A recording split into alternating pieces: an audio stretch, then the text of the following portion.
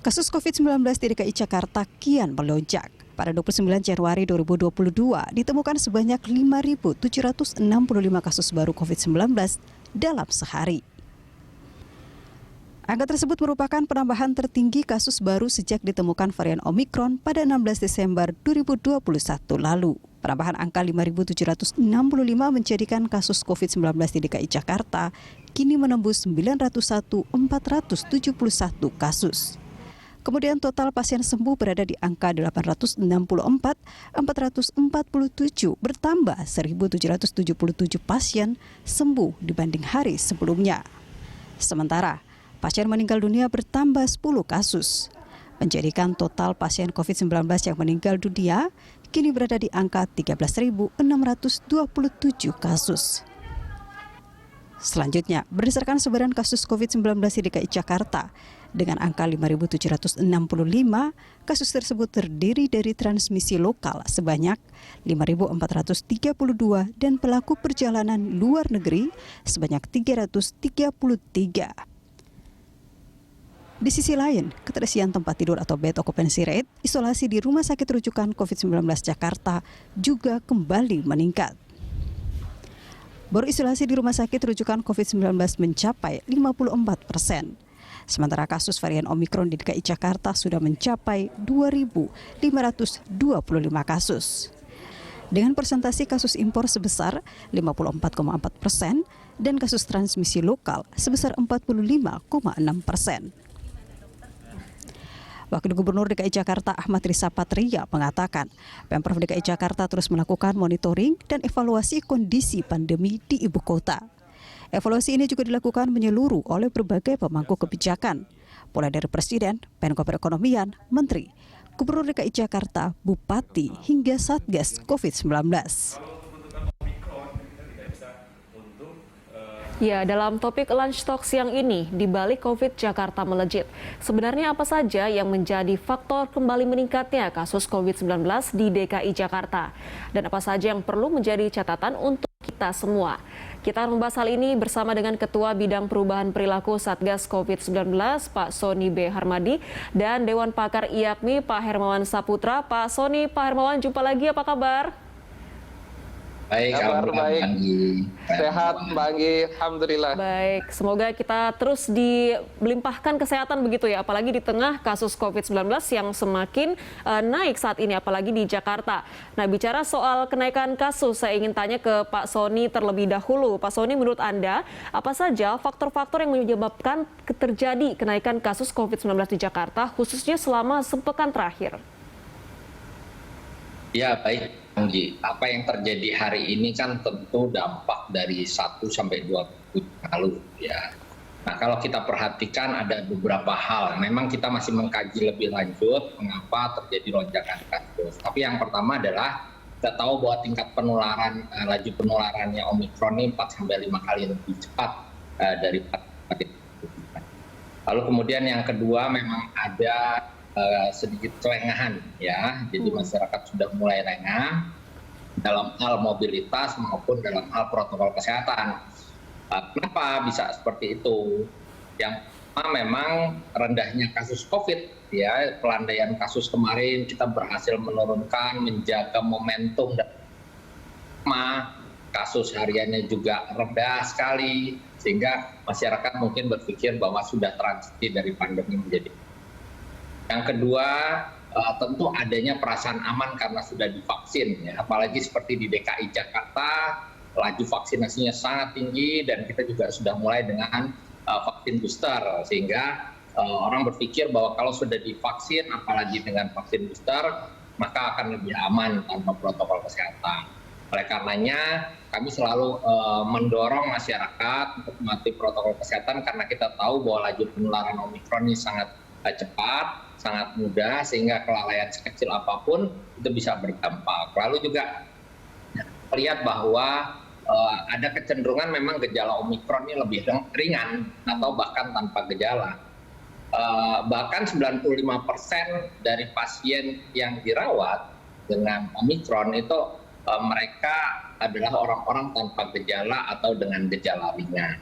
Nah, tapi harus tahu bahwa walaupun gejalanya cenderung ringan atau tanpa gejala, kita bisa menularkan pada orang-orang dengan risiko tinggi seperti mereka yang komorbid, ya orang yang belum divaksin atau orang-orang lansia. Jadi memang kecenderungan yang akhirnya berada pada gejala sedang dan gejala berat itu dialami oleh mereka yang punya komorbid, mereka yang usianya di atas 50 tahun, dan juga mereka yang cenderung belum vaksinasi. Baik, artinya memang lagi-lagi faktor penyumbang kenaikan kasus adalah kelengahan karena sudah merasa aman dan juga euforia vaksinasi, begitu ya Pak Sony. Saya ingin ke Pak Hermawan. Pak Hermawan, kalau dari yang Anda amati, ini apa saja yang perlu menjadi catatan baik untuk pemerintah dan juga masyarakat dalam menghadapi kenaikan kembali kasus COVID-19? Ya, jadi memang kebetulan saya sedang ada tugas dinas ya di luar kota sesungguhnya, sekaligus saya juga memantau perjalanan ya dari Jakarta, bagaimana di berbagai sentra transportasi dan juga aktivitas sepanjang juga saya mengikuti di berbagai daerah, itu memang terbuka sekali. Jadi memang kita ramai, kadang berkumpul dan berkerumun, dan itu juga akan berkaitan dengan penyebaran kasus ini, bagaimana juga Omikron dengan varian barunya akan cepat juga menular ke berbagai daerah di Indonesia, karena memang kalau sudah dikatakan oleh pemerintah terjadi lokal transmisi, tandanya itu pergerakan itu terjadi secara silent. Jadi silent movement bisa menyebabkan terjadinya massive transmission. Oleh karena itu, terlepas dari varian Omikron atau tidak, per hari kemarin kan kasus aktif kita sudah menyentuh atau sudah di atas 52.000 kasus aktif. Nah, kita pernah melihat dan mengalami bagaimana begitu masuk 100.000 kasus, itu sudah mulai kewalahan rumah sakit. Masuk 175.000 terjadi stagnasi. Lebih dari 260.000 sudah over capacity. Dan itu yang pernah kita alami di akhir Januari, awal Februari 2021 lalu kurang lebih 175.000 kasus aktif, dan puncaknya di Juli itu tembus 500.000 kasus aktif. Nah, sekarang kita sudah 52.000 kasus aktif lebih, dan konsisten kenaikannya tiap hari itu signifikan. Nah, oleh karena itu angka ini sesungguhnya angka yang menunjukkan fenomena gunung es.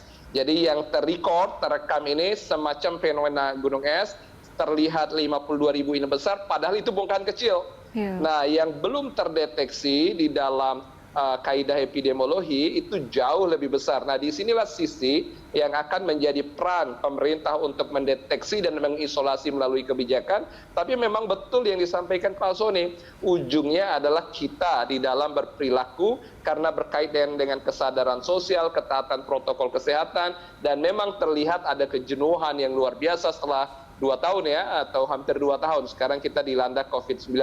Tentu ini bukan saja tugas pemerintah, bukan juga hanya berkaitan dengan perilaku, tetapi memang kolaborasi multi stakeholders, dan itulah yang harus kita bangkitkan agar himbauan ketaatan berperilaku sekaligus kontrol kebijakan, karena berbagai sentra layanan publik di situ juga mengundang banyak sekali risiko terjadinya transmisi. Nah, inilah yang memang kita gugah kembali agar jangan mengulang kejadian kenaikan kasus yang secara sporadis yang pada akhirnya juga menimbulkan fatality dan mortality yang lebih besar dari pengalaman yang ada sebelumnya. Pak Anggi.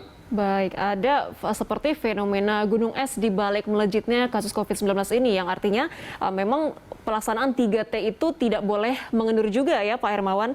Nah, saya ke Pak Sony. Pak Sony, seperti tadi diceritakan Pak Hermawan, ketika keluar kota saat ini di NTB melaksanakan tugas, terlihat ramai di mana-mana, begitu banyak kerumunan. Nah, kalau memang mobilitas tinggi ini menjadi salah satu penyebabnya, lalu solusi apa yang harus ditawarkan atau dilakukan? Dan daerah mana saja nih yang risiko penurunannya tinggi? Apakah nanti memang dibutuhkan pemerketatan kembali perjalanan keluar masuk masyarakat ke satu daerah ke daerah lainnya?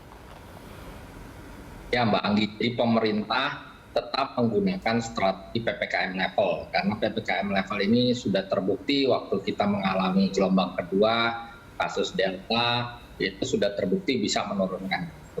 Kalau kita lihat sekarang, data Jakarta menunjukkan secara penularan itu sudah masuk ke transmisi komunitas level 3. Ya. Jadi ada kemungkinan ya PPKM di Jakarta naik ke level 3. Ini masih dievaluasi tentunya bahwa Presiden kan selalu menggelar ratas di hari Senin untuk mengevaluasi PPKM beserta dengan para aktivis.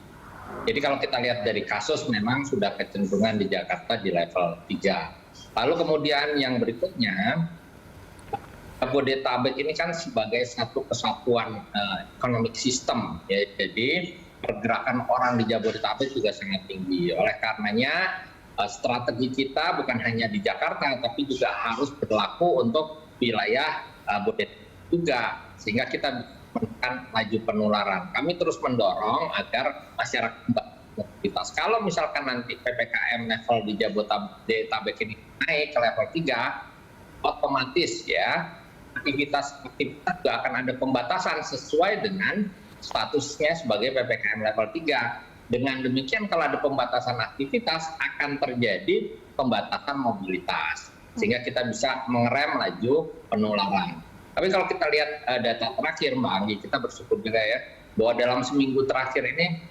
masyarakat sudah mulai menurun mobilitasnya kalau berdasarkan data mobilitas.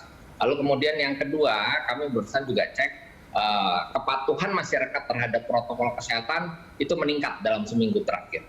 Jadi ini juga masalah komunikasi risiko, masyarakat sudah memahami bahwa ada risikonya, dan seperti berita satu memberitakan ini menjadi sebuah edukasi yang sangat baik bagi masyarakat. Jadi kita terus mengikuti ya upaya-upaya yang ada, karena kan strategi pencegahan penularan COVID-19 yang dilakukan oleh pemerintah itu berlapis, dari pencegahan penularan antar negara, pencegahan penularan antar daerah melalui peraturan pelaku perjalanan dalam negeri, pencegahan penularan dalam daerah melalui aturan PPKM level, dan yang satu lagi yang juga penting ya, pencegahan penularan di level komunitas dengan PPKM mikro melalui posko desa, posko kelurahan. Jadi kita dorong daerah-daerah itu betul-betul harus segera mengaktifasi posko desa dan posko kelurahan sehingga bisa mencegah penularan di level komunitas.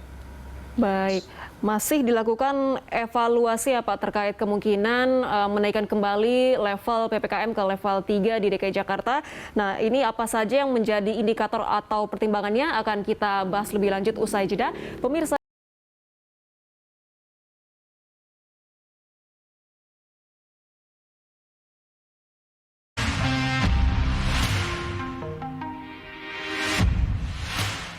ya, kita lanjutkan perbincangan kita siang ini. Saya ke Pak Hermawan terlebih dahulu.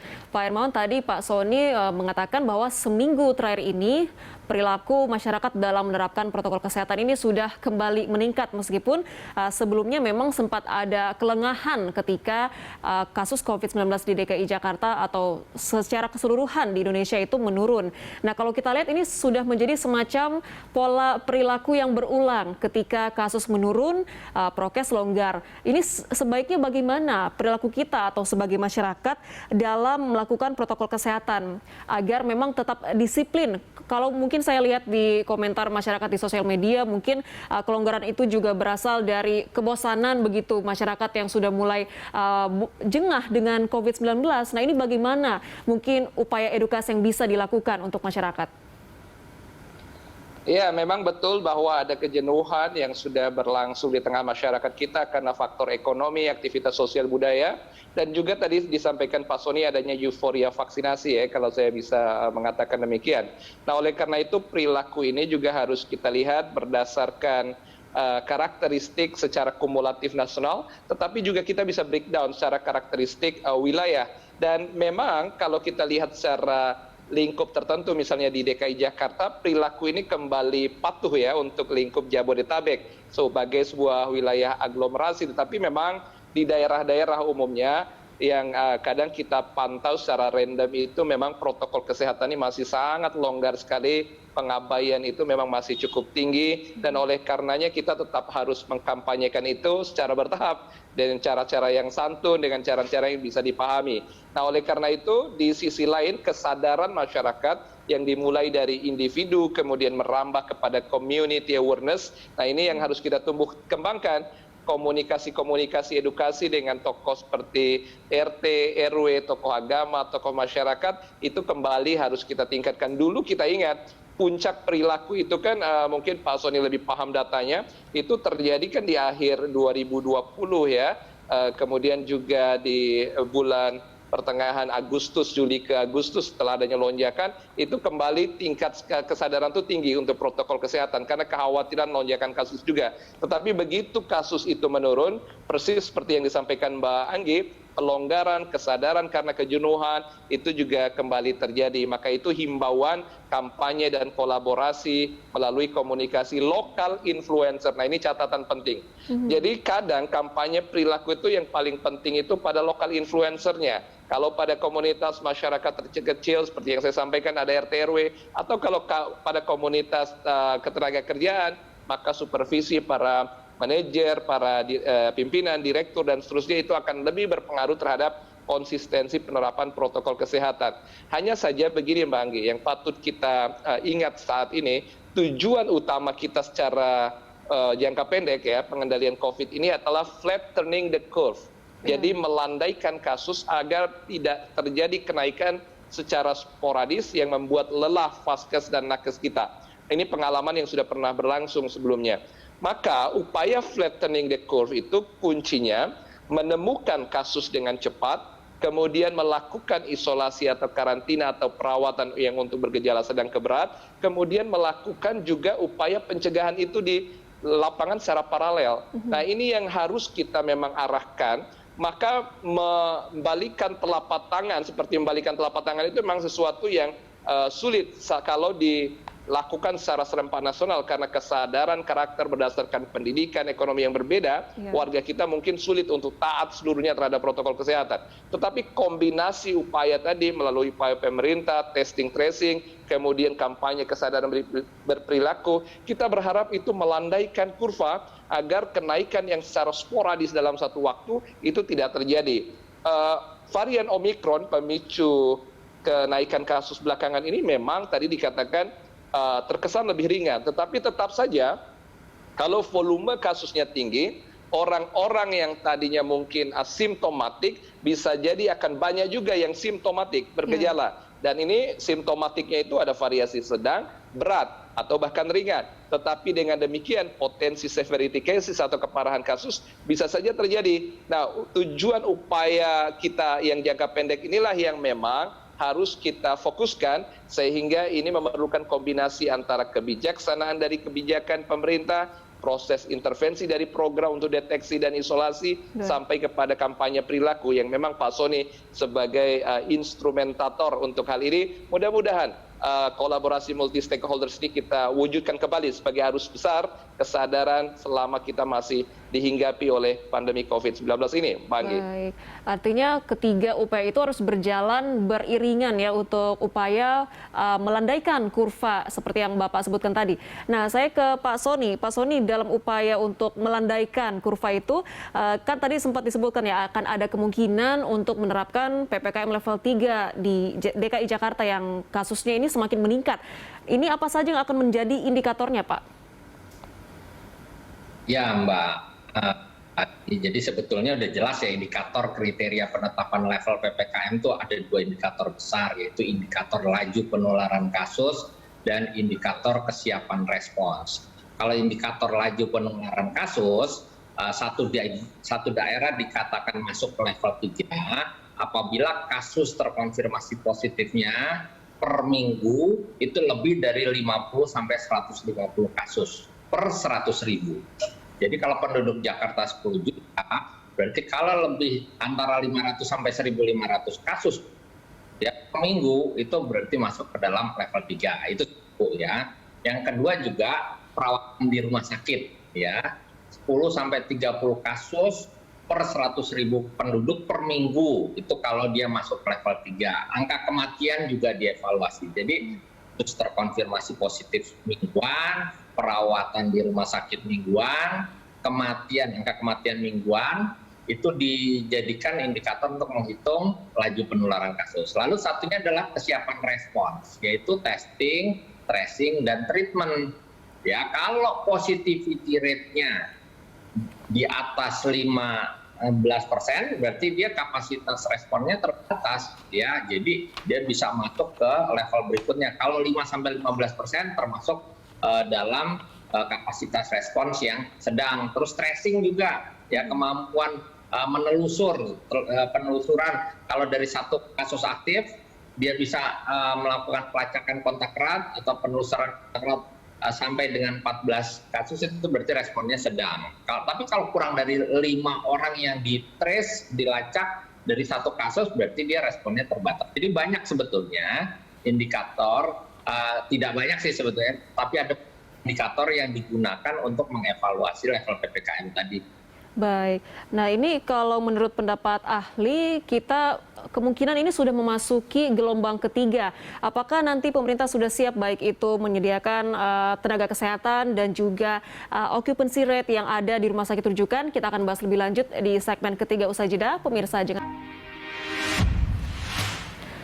Kembali bersama kami, kita lanjutkan perbincangan kita. Pak Sony dan juga Pak Hermawan, kita sudah memasuki penghujung segmen perbincangan kita.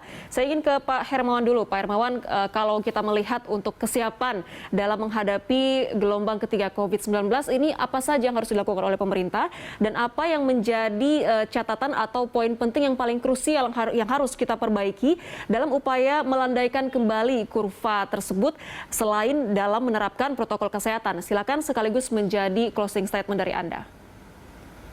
Baik, untuk persiapan fasilitas pelayanan kesehatan ini ada dua sisi, Mbak Anggi. Pertama ada sisi-sisi yang berkait dengan tata kelola ya, tata laksana pelayanan COVID yang sebenarnya banyak rumah sakit yang tadinya memang melayani COVID, terutama rumah sakit swasta, kemudian mengalih fungsikan bed sejalan dengan penurunan kasus yang sekarang sudah memberikan pelayanan untuk kasus-kasus penyakit yang lain. Nah, kemudian sekarang kembali naik dan saya menemukan banyak sekali teman-teman sejawat yang ada di rumah sakit yang sudah terpapar.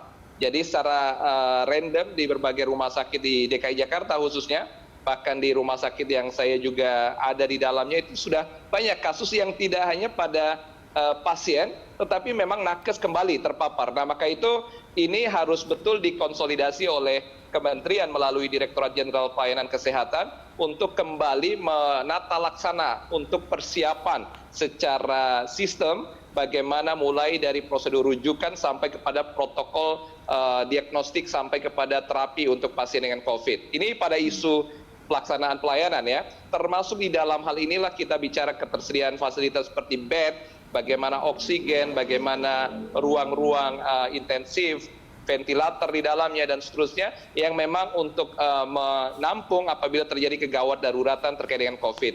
Nah, tetapi ada hal yang sebenarnya yang ingin saya sampaikan. Ini hal yang sifatnya administratif, yaitu model penjaminan pasien dengan COVID saat ini untuk pembayaran itu agak beda dengan dulu. Ketika terjadi peak cases waktu Juni, Juli, bahkan sebelum itu. Jadi pembiayaan orang dengan COVID ketika diberikan dalam model yang berbeda, kemudian dengan pricing juga yang berbeda, nah ini akan membuat kesiapsiagaan fasilitas, volume layanan juga sedikit banyak terpengaruh. Nah, maka itu sebenarnya ini ada sesi pembahasan khusus karena menyangkut dengan flow administrasi dan keuangan rumah sakit, menyangkut sistem pembayaran, menyangkut kemampuan pemerintah untuk mengantisipasi pendanaan apabila terjadi kasus yang kembali naik secara signifikan dan terjadi stagnasi di layanan kesehatan. Maka itulah harapan kita, jangan sampai ada stagnasi sehingga perawatan dan penanganan ini itu optimal, jangan sampai ada orang-orang yang membutuhkan perawatan intensif tidak bisa dapat karena volume udah berlebih. Dan sekarang inilah yang saat yang paling tepat agar kampanye kita secara edukasi perilaku sekaligus kebijakan yang kuat bisa berdasarkan spesifik daerah tadi, spesifik lokal dengan leveling PPKM, atau juga adanya kebijakan-kebijakan yang ekstra berkaitan dengan pengawasan yang memang kejenuhan karena udah 2 tahun dan perilaku yang longgar ini bisa kembali lebih taat terhadap protokol. Dan ini perlu kerjasama kampanye persuasif dan juga kampanye kebijakan agar memang menjadi sebuah arus kembali dalam upaya pencegahan dan pengendalian COVID. Nah, khusus kesiapan Vaskes dan Nakes, tadi kembali kepada poin itu bahwa Vaskes sesungguhnya siap saja karena pada prinsipnya belum ada yang terlalu jauh pandemi masih terjadi, hanya volumenya ini harus dikonsolidasi kembali. Nah, untuk nakes juga memiliki kesiapan yang lebih dan terjadi refreshing sebenarnya di dalam konteks kesiapan ini. Saya yakin nakes lebih siap, tetapi Vaskes akan ada kejenuhan apabila kasus aktif kita lebih dan menembus 260.000. Ini analisis kami, andai kasus menembus 260.000 kasus aktif, di saat itu kita akan menghadapi problematika. Sekarang juga bor sudah naik, baik pada ruang rawat untuk perawatan di rumah sakit maupun juga di Wisma untuk yang isolasi mandiri. Nah ini yang memang harus menjadi concern bersama untuk kita bahas dan fokus ke depan, Bang Gi. Oke, kesiapan fasilitas kesehatan menjadi hal yang krusial saat ini. Saya ke Pak Sony. Pak Sony, tanggapan dari Anda dan apakah kita sudah siap menghadapi puncak masa kritis kenaikan kasus? Silakan. Apa yang disampaikan Pak Herman penting sekali, dan pemerintah sudah mengantisipasi lonjakan kasus dengan penyiapan sarana dan prasarana kesehatan yang menyesuaikan dengan karakter Omikron. Begini, kalau kita lihat, kita tidak hanya membutuhkan rumah sakit, tetapi juga isolasi terpusat. Pemerintah sudah menyiapkan bagi mereka yang tanpa gejala atau gejala ringan, yang melakukan isolasi mandiri, itu mereka bisa memperoleh layanan telemedicine. Disiapkan bekerja sama dengan 17 platform telemedicine. Ya. Nah, kemudian kalau mereka berada di isolasi terpusat, ya, Kasatgas, Ketua Satgas Penanganan COVID-19 sudah memerintahkan untuk menambah ruang-ruang isolasi terpusat. Bahkan saat ini jumlahnya sudah hampir 80.000 tempat tidur untuk isolasi terpusat bagi pasien dengan gejala ringan atau tanpa gejala. Kemudian bagi mereka yang bergejala sedang atau berat, pemerintah sudah menyiapkan sekitar 3.114 rumah sakit di seluruh Indonesia.